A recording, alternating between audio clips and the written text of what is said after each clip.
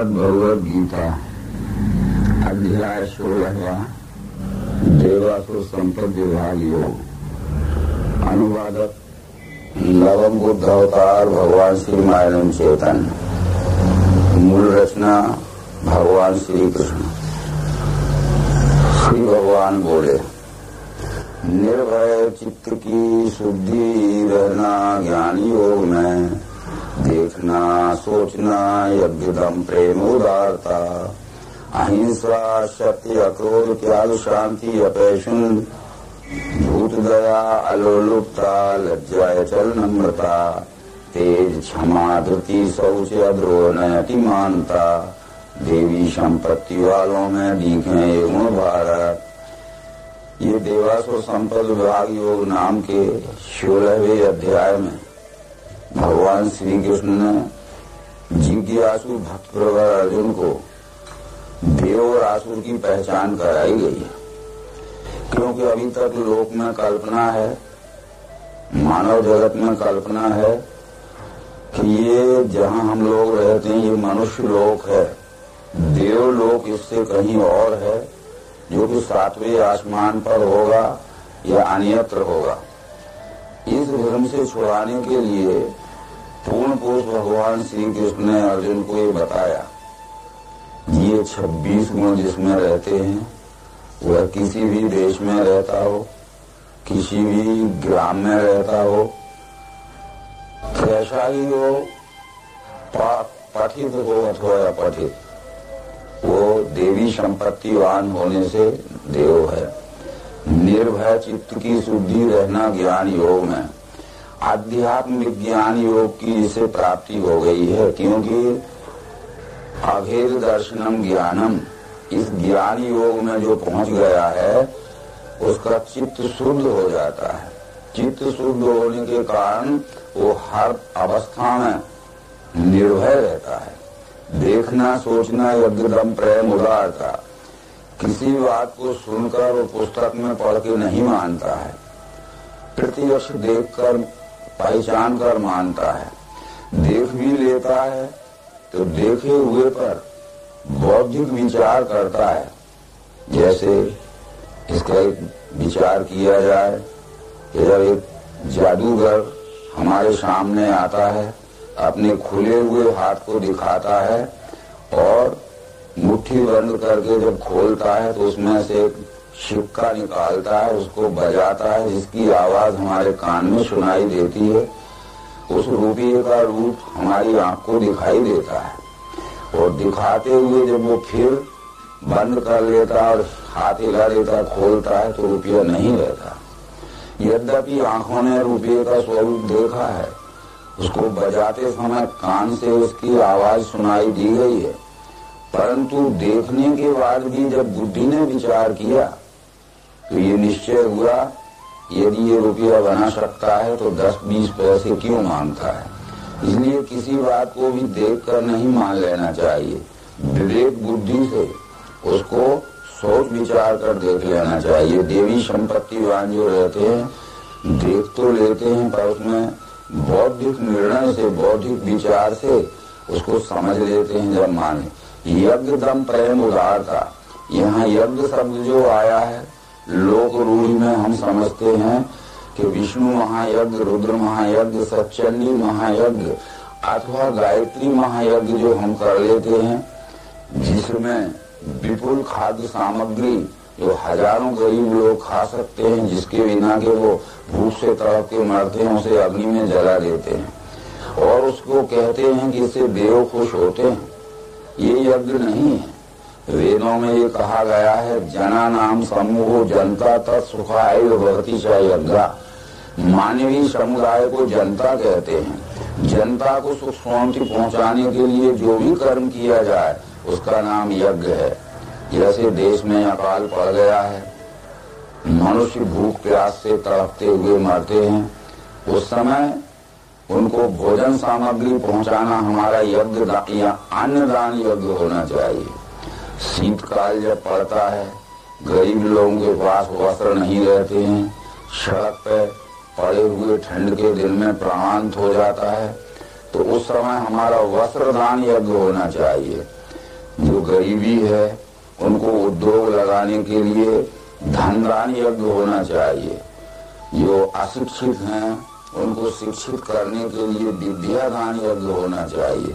हमारा हर एक कर्म यज्ञ ही है, परंतु वो यज्ञ विवेक से होना चाहिए। तो जना नाम समूहो जनता तत्सुखा अयोतिशा यज्ञ।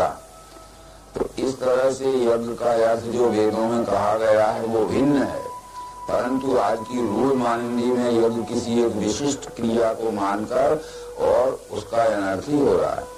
इसी देवासुर संपद विभाग योग नाम के 16वें अध्याय के 17वें मंत्र में श्री कृष्ण ने अर्जुन को ये कहा है कि घमंडी अपने भाट मद में धन करते हैं नाम के यज्ञ दंभ से शास्त्र छोड़ के। जो घमंडी लोग रहते हैं, अभिमानी लोग रहते हैं, जिनका उद्देश्य धन इकट्ठा करना और पारिवारिक उस धन से पारिवारिक उदर पोषण करना, और इसका उद्देश्य है कि हमारे नाम बड़ाई की प्रतिष्ठा बहुत दूर तक फैले, इस उद्देश्य से जो यज्ञ करते हैं अर्जुन उनको यज्ञ नहीं कहा जाता, वह यज्ञ पाखंड है। इस तरह भगवान श्री कृष्ण ने कहा। परंतु एक विचार हम देखें, जो यज्ञ का इतना आडंबर आज हमारे देश में बढ़ा है। कृष्ण के पालक पिता नंद जब इंद्र यज्ञ करने वाले थे, वो कृष्ण की जिंदगी का पहला मौका था। एक पखवाड़े से उस इंद्र यज्ञ की बड़ी तैयारी हो रही थी।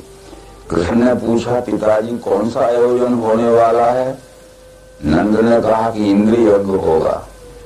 भागवत के 10वें स्कंद का ये प्रसंग है।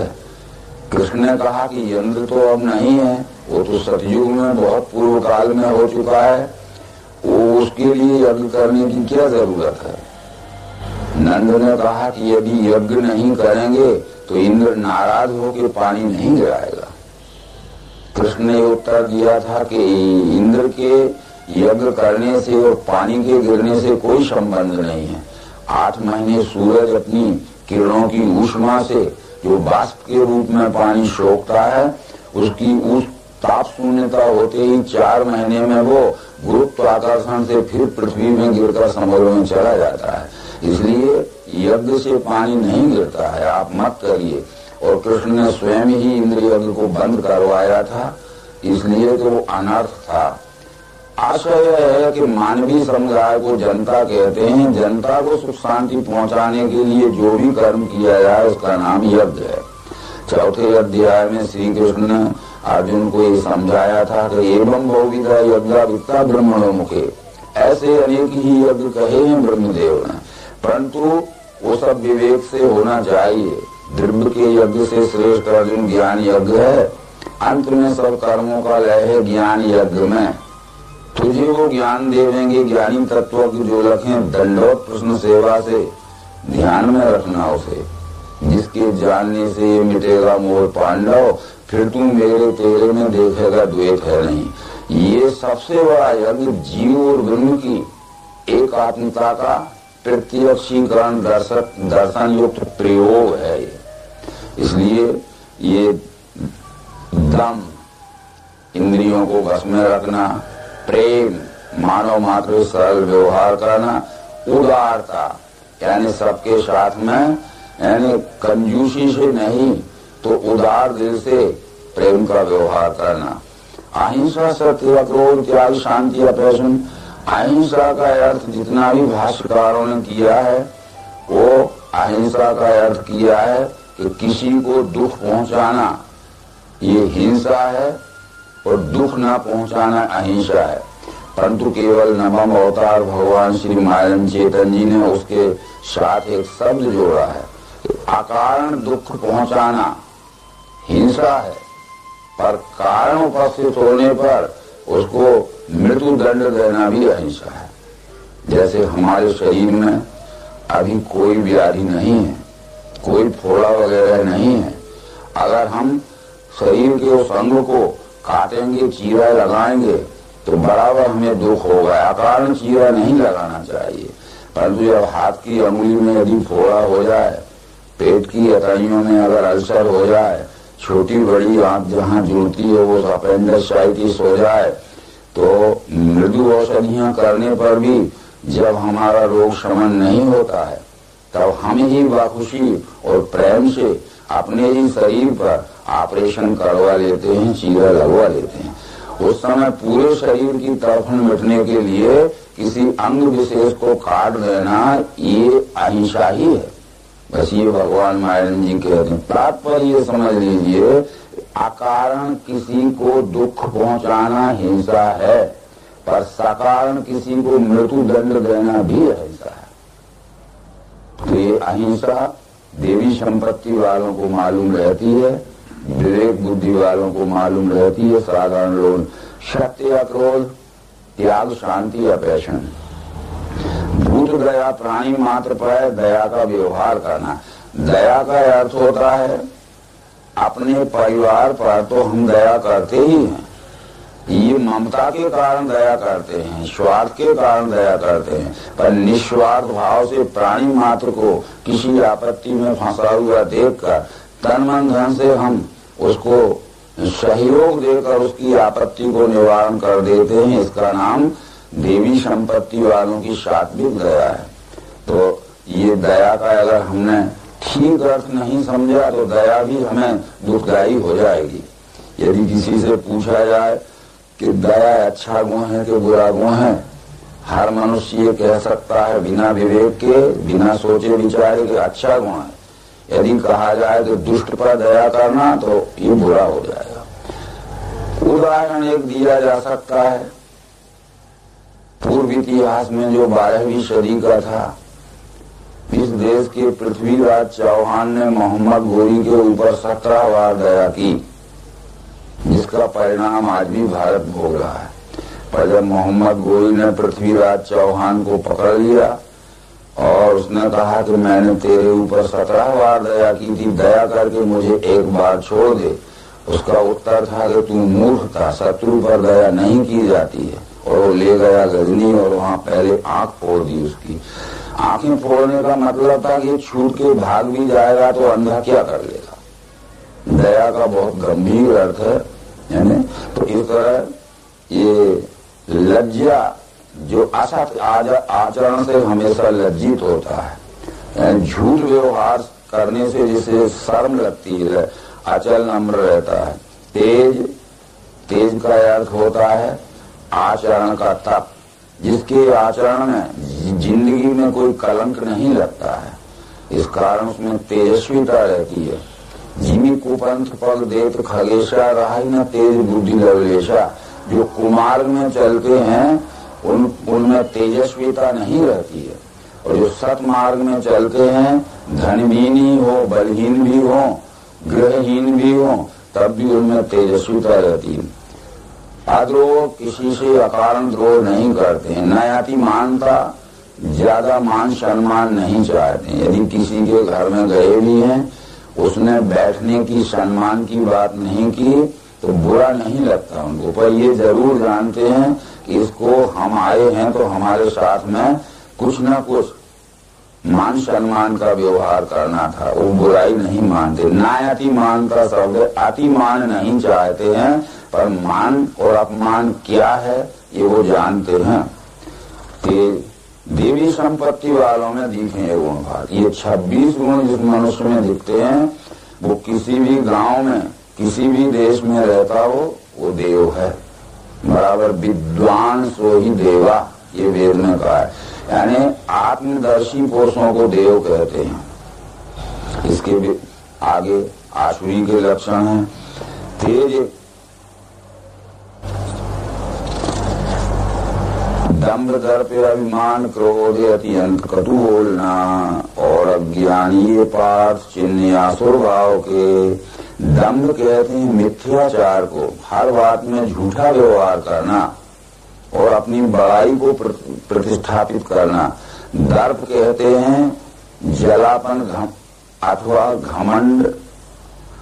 क्रोध, जल्दी गुस्सा हो जाना, और गुस्सा होकर जल्दी कटु शब्दों का, गाली गलौज का प्रयोग करना, और अज्ञान की बातों में, विवेकहीन बातों में ज्यादा रहना। ये दुर्गुण जिस मनुष्य में होते हैं अवश्य ही वो अशुभ है। रामचरितमानस में संत तुलसीदास ने कहा है कि वाढ़े बहुखल चोर जुआरी, जे लंपट पर धन पर नारी, मातु पिता माने नहीं देवा, संतों से करवा वही सेवा, जिनके ऐसी आचरण भवानी, ते निश्चर समझानो प्राणी। यानी खल कहते हैं दुष्ट प्रकृति के लोग, चोर कहते हैं चोरी करने वाले लोग, जुआरी कहते हैं जुआ खेलने वाले लोग, जे लंपट पर धन पर नारी, स्त्रियों का और दूसरे के धन का जो अपहरण करते हैं या करने की हमेशा इच्छा रखते हैं, ऐसे दुर्गुण जिस मनुष्य में हो वही तो असुर हैं, वही तो निशाचर हैं। चाहे वो शरीर की सुंदरता से कितने अच्छे रहते हों अथवा कितने ही पढ़े लिखे क्यों ना हो, तो ये दुर्गुण है।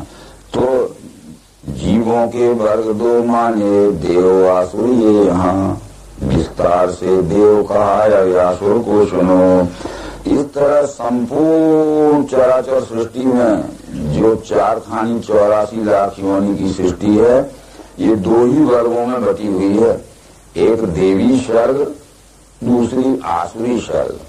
देवी सर्ग का बल जिसमें अधिक है वो अक्षर ब्रह्म परमात्मा के स्वरूप का बोध जिनमें रहता है वो देवी वर्ग के लोग हैं, और प्रकृति के वशीभूत होकर, प्रकृति के गुणों के अधीनस्थ होकर जो अज्ञान के दुर्व्यवहार में रहते हैं वो सब आसुरी। यानी प्रकृति का बल जिनमें अधिक रहता है वो आसुर है, और पुरुष या ब्रह्म का प्रकाश बल जिनमें अधिक रहता है वो देव है। क्योंकि देव शब्द दिवी धातु से बना हुआ है, दिवी का अर्थ होता है प्रकाश होना, और ये पुरुष या ब्रह्म प्रकाशक ही है। तो इस तरह से ये जो आसुरों के लक्षण है वो यहाँ से श्री कृष्ण अर्जुन को बतलाना शुरू करते हैं। प्रवृत्तिम चा निर्वृत्तिम चा जनाना विदुरासुरा न शौचम नापि चाचारो न सत्यम तेषु विद्यते। प्रवृत्ति को निर्वृत्ति को ये आसुर लोग नहीं जानते हैं। अब यहाँ प्रवृत्ति निर्वृत्ति शब्द क्या है? अभी हम अगर इस संसार में देखते हैं तो 2 मार्ग रूढ़ कल्पनावादियों ने कर लिए हैं। लोग कहते हैं कि आप प्रवृत्ति मार्गी हो तो निर्वृत्ति मार्गी हो। उसका अर्थ ये है कि यदि हम कहें प्रवृत्ति मार्गी हैं तो वो समझते हैं कि गृहस्थ जीवन वाले हो, निर्वृत्ति मार्गी हो तो गृहस्थ रहित हो। ये अर्थ नहीं है वेद में। प्रवृत्ति का अर्थ होता है सकाम भाव से व्यष्टि स्वार्थ के कारण जो किसी भी कर्म में प्रवृत्त होते हैं, और निर्वृत्त का अर्थ होता है निष्काम भाव से लोक हित के कारण जो किसी कर्म में प्रवृत्त होते हैं। तो ये गृहस्थ रहित जीवन निर्वृत्त नहीं है और गृहस्थ युक्त जीवन प्रवृत्त नहीं है।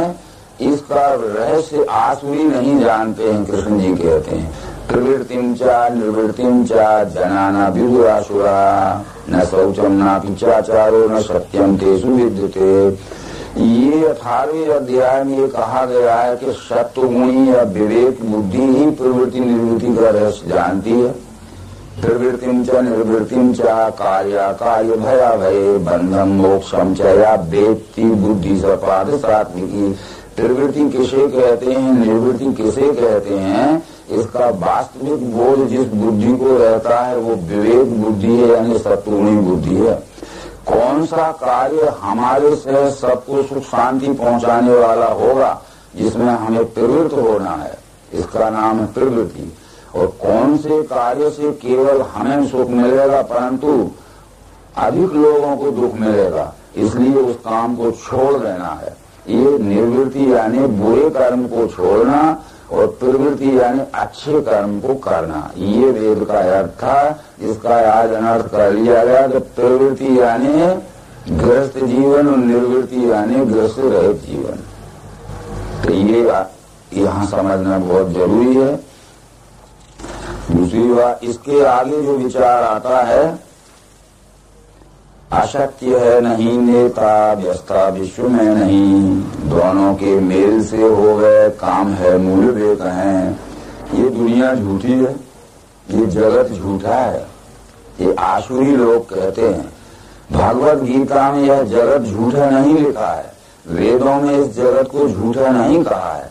भगवत गीता के प्रबोधक श्री कृष्ण भगवत गीता के 9वें अध्याय में कहते हैं, मयि अध्यक्षेण प्रवृत्ति प्रकृति सूयते सचराचरम हेतु नानेन कौन्ते जगत विपरिवर्तते। जगत उसे कहते हैं जो परिवर्तन होता रहे, पर परिवर्तन होते हुए भी जो रहता है। परिवर्तन का नाम जगत है, केवल जगत नाम झूठे का नहीं है। तो ये असत्य है, नहीं नेता, ये जगत झूठा है। इसको ईश्वर नामक कोई भी रचने वाला नहीं है। ये तो प्रकृति और पुरुष के मेल से हुआ है, यानी दोनों के मेल से होवे। यदि माता पिता न हो तो संतान कहाँ से हो जाएगी? ईश्वर इसमें क्या करने आता है? आसुरी लोग यहाँ तक अविवेक के विचारों में उतर जाते हैं कि यदि हमने ईश्वर को नहीं माना तो हमारा कौन सा काम रुकता है? क्या हमारा काम धंधा नहीं चलेगा? क्या हमारा सर्विस नहीं होगी? क्या हमारी शादी न होगी? और क्या हमारे शादी होने के बाद बाल बच्चे न होंगे? नहीं मानते हम ईश्वर को, हमारा सब काम चल रहा है। परंतु इसके पूर्व ये विचार करना पड़ेगा कि जिन साधनों से हम देखते हैं, जिन पांवों से हम चलते हैं, जिन कानों से हम सुनते हैं, ये हमने कहाँ से खरीदे हैं या किसने हमें दान में दिए हैं? ये साधन तो उस ईश्वर ने ही दिए हैं अपनी संपत्ति में से। इन साधनों से हम काम करते हैं और जिसने साधन दिए हैं उस ईश्वर को हम अमान्य कर देते हैं, ठुकरा देते हैं। किसी संत ने कहा है कि मैं नहीं, मेरा नहीं, यह तन किसी का है दिया, जो भी अपने पास है सब है उसी का ही दिया। देने वाले ने दिया, यह भी दिया किस शान से, पर लेने वाले ने लिया और क्या उठाया मानसी, ये तो मेरे हैं, ईश्वर का इसमें कुछ संबंध नहीं। परमात्मा ने अपने अष्टा प्रकृति के 8 अंगों में से अग्नि से आंख दी है, वायु से त्वचा दी है, आकाश से कान दी है, आपको सब मालूम है। इसलिए ये ईश्वर ही सब इस जगत का रचयिता है और जगत का ऐश्वर्य कर्ता होने के कारण कर्म दृष्टि से ही उसका नाम ईश्वर है और ज्ञान दृष्टि से उसका नाम अक्षर है। आत्मा के ही ज्ञान दृष्टि से नाम अक्षर ब्रह्म है और कर्म दृष्टि से नाम ईश्वर, ये नाम आत्मा के ही है। तो इस दृष्टि के सहारे से नष्ट आत्मा अल्प बुद्धि विश्वद्रोही क्रूर कर्मी होते हैं विश्वनाश को। ऐसी उनकी संकुचित विवेकहीन दृष्टि रहती है। तो ये विवेकहीन दृष्टि का सहारा लेके संसार के प्राणियों का अपने स्वार्थ के लिए द्वेष करते हैं, अपने स्वार्थ के लिए हनन करते हैं और अपना सुख पूरा करते हैं। ये जगत द्रोही क्रूर कर्मी होते हैं। क्षयाय जगतो हिता, जगत के प्राणियों का हित यानी सुख का क्षय करने के लिए ही इनका जन्म होता है। अपार चिंता में जो रहे मृत्यु काल तक भोगना भोग इच्छा के ही कर्तव्य है। कहें आशा पाश में बीधे काम क्रोध परायण, काम इच्छा पूर्ण होने को जोड़े धन अनीत से। अपार चिंता का मतलब है जन्म से लेकर मृत्यु तक उनको अपने व्यक्ति सुख भोगों की पूर्ति करने की चिंता रहती है। और जोड़ धन अनीति से आदि का मतलब है इच्छानुसार सुख भोग भोगना है, चाहे वो नीति से हो चाहे अनीति से हो। ये मैंने आज पाया है, लाऊंगा कल मैं वही, धनी हूँ इतने धन का मिलेगा या और भी, इतना धन तो मुझे आज मिल गया है परंतु अभी कमी है और इससे भी ज्यादा इकट्ठा करना है। तो इतने धन का मैं तो यानी शतपति हो गया तो सहस्त्रपति होना है, लक्षाधीश होना है, करोड़पति होना है, अरबपति होना है। ये निरंतर उनकी सुखेषणा बढ़ती ही जाती है और इस कारण से अपने धन को इकट्ठा करने की जो सुखेषणा है वो अन्याय में परिवर्तित हो जाती है। यही हाल रावण दुर्योधन आदि अत्याचारियों में था। तो ये मैंने मारा शत्रु करूंगा हते अन्य भी, भोगी में हूँ ईश में हूँ सिद्ध में बलवान सुखी।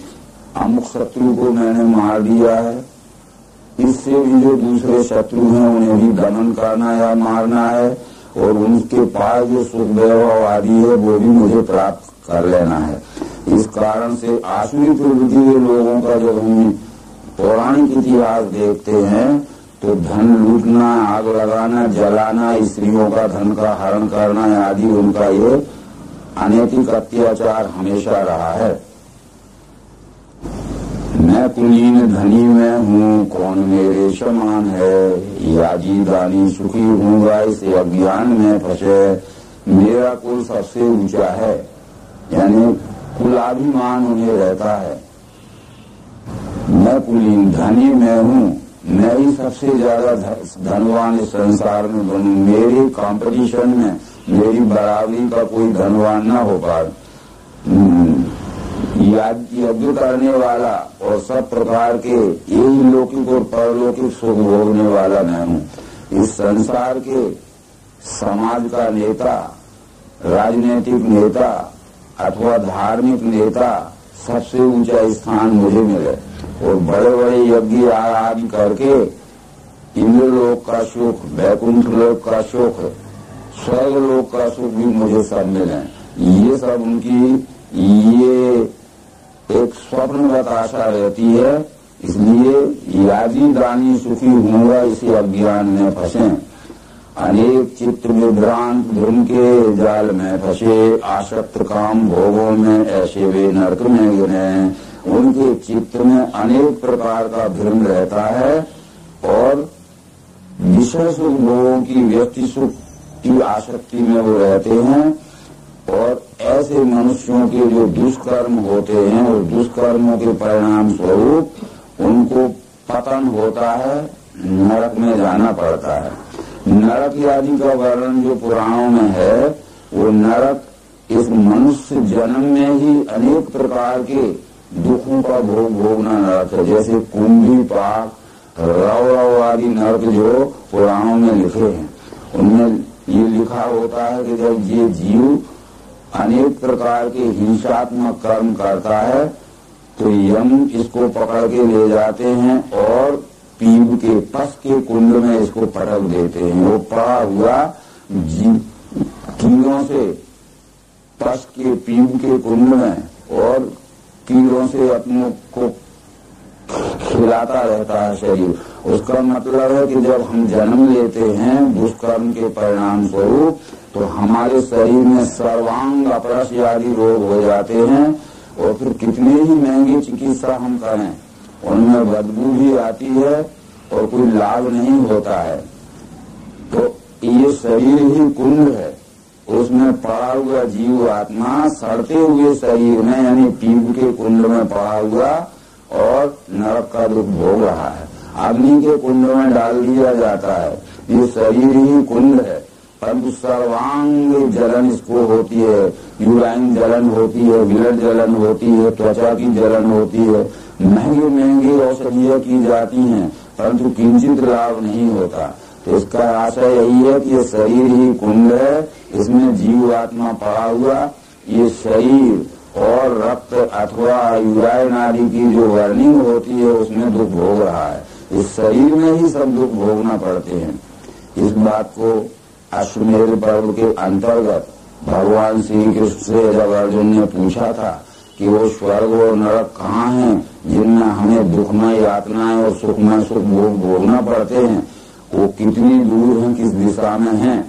तो भगवान श्री कृष्ण ने जो अनुगीता में उत्तर दिया अश्वमेध पर्व में कि कर्म भूमि धीर भूमि यत्र तिष्ठन्ति जंतवा तथा शोभा शुभम कृत्वा लभन्ते सर्वदेहिना ये उच्चा बचा भोगान प्राप्नुवन्त स्वकर्म भी हे वासुभ कर्माणा कर्म वृंदियम गता। हे अर्जुन, कर्म भूमि यही मृत्यु लोक है, यही अवतार भी आते हैं, संत भी आते हैं, भक्त भी आते हैं, यहाँ चोर भी आते हैं, डाकू भी आते हैं, हिंसक भी आते हैं।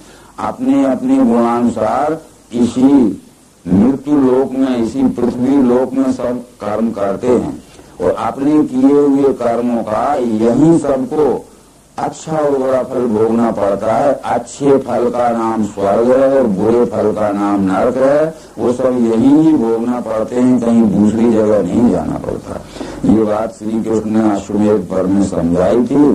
तो अनेक चित्र विभ्रांत उनके जाल में फंसे, आसक्त काम भोगों में, ऐसे वे नरक में गिरे।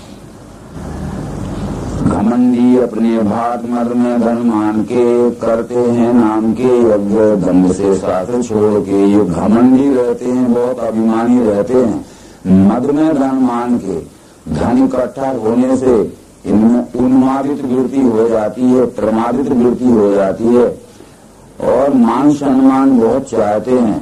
करते हैं नाम के यज्ञ, नाम के यज्ञ से आशा है कि ऐसे बड़े बड़े यज्ञों का आयोजन करते हैं जिसमें देश विदेश तक नाम की कीर्ति फैले, और ऐसे बड़े बड़े यज्ञों का आयोजन करते हैं जिसमें करोड़ों रुपये इकट्ठे हों। उन करोड़ों रुपयों का उपयोग अपने व्यक्ति परिवार के सुख भोगों की पूर्ति में करते हैं।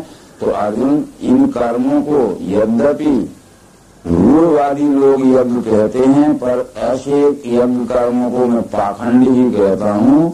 अतः करते हैं नाम के यज्ञ दम्भ से यानी पाखंड से। अतः करते हैं नाम के यज्ञ दम्भ से यानी पाखंड से, शास्त्र छोड़कर, यानी शास्त्र में कहे हुए विधि के विपरीत। तो शास्त्र की विधि ये बतलाई गई। शास्त्र में ये लिखा है, जना नाम समूहो जनता तत्सुखा ऐव भवति च यज्ञा। ये मानवीय समुदाय को जनता कहते हैं। जनता को सुख शांति पहुंचाने के लिए जो भी कर्म किया जाए उस कर्म का नाम यज्ञ है। इस तरह का यज्ञ करना ये शास्त्र के विधान युक्त यज्ञ है। और इस प्रकार के विचार छोड़कर जो मनमाने ढंग से करना, ये शास्त्र विधि छोड़ के जो यज्ञ किया जाता है वो यज्ञ नहीं है, पाखंड है।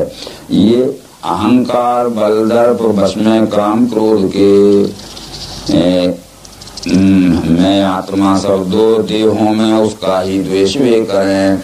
ये अहंकारी रहते हैं, बल का इन्हें बहुत अभिमान रहता है, काम और क्रोध के इतने वशीभूत हो जाते हैं कि जो मैं परमात्मा समस्त जीवधारियों में आत्म रूप से बैठा हुआ हूँ उसका ही वे द्वेष करते हैं। पूर्व अध्यायों में समझाया जा चुका है कि अनुकूल सदा साक्षी भर्ता भोक्ता महेश्वर परमात्मा कहें जिसको वही है इस देह में। परंतु 8वें अध्याय में भी कृष्ण ये बात समझा रहे हैं, जिसकी की पुनरावृत्ति यहाँ है कि आदि भूत प्रवाही है, अधिदैव स्वभाव है, देह में पुरुष श्रेष्ठ में अधियज्ञ नाम से। ये पिंड स्वरूप देह में मैं परमात्मा ही अधियज्ञ बन के बैठा हूँ। ये पिंड स्वरूप मानव शरीर देह में मैं परमात्मा ही जीव आत्मा बन के बैठा हूँ। तो जीव आत्मा के रूप में बैठे हुए मुझ परमात्मा से ही अपने स्वार्थ के लिए अनेक प्रकार के द्रोह करते हैं और असत कर्म करते हैं। मैं आत्मा सब देहों में उसका ही द्वेष वे करें। ऐसे संसार के द्वेषी क्रूर पापी नराधम जो उनको मैं देता हूँ आसुरी योनि ही सदा। ऐसा संसार का द्वेष करने वाले दुष्ट बुद्धि के अधम पुरुष उनको मैं आसुरी योनि में ही बार बार जन्म देता हूँ कि जैसे उनके कर्म होते जाएंगे उसका फल भोग भी वैसा ही बनता जाएगा। इसलिए आसुरी योनि को प्राप्त मूढ़ जन्म जन्म में मेरी प्राप्ति बिना घूमे सदा संसार चक्र में। ये आसुरी योनियों को प्राप्त ये मूर्ख जन्म जन्मांतरों तक ये दुखमय यातनाएं भोगते हैं और पतित जीवन व्यतीत करते हैं। चक्र में डालने वाले नरक के 3 द्वार हैं, काम क्रोध तथा लोभ, तस्मात् ये 3 त्यागना। ये जन्म मृत्यु के चक्र में डालने वाले नरक के 3 दरवाजे हैं, काम क्रोध लोभ। इन काम क्रोध लोभ के वश में नहीं होना। नरक के 3 द्वारों से कौन थे मुक्त जो हुआ वो वर करे, वर्ण का कर्म मिले आत्मगति उसे। काम क्रोध लोभ जो व्यष्टि स्वार्थ के लिए उपयोग करता है वो अत्यंत हीन और पतित अवस्था में उसे जन्म जन्मांतरों तक घूमना पड़ता है। परंतु नरक के 3 द्वारों से यानी काम क्रोध लोभ के इस बंधन से जो छूट गया है तो आचरत आत्मनः श्रेयः ततो याति परांगत, वो प्राणी मात्र से आत्म प्रेम के कर्म करता है, उसे श्रेष्ठ गति मिलती है। जो शास्त्राज्ञा नहीं माने इच्छा से अपने चले, वह सिद्धि नहीं पाता, मिले न सुख सद्गति। इस तरह जो शास्त्र की यानी प्रकृति के नियमानुसार चलने की, जिसमें विवेक बुद्धि नहीं रहती है, बरतते काम करता, अपने मनमाना आचरण करता है, उसको कभी भी सुख शांति और सिद्धि नहीं मिल सकती। इसलिए शास्त्र को ले तू कार्य अकार्य विचार में, जान के शास्त्र की रीति कर्म आचरण आया।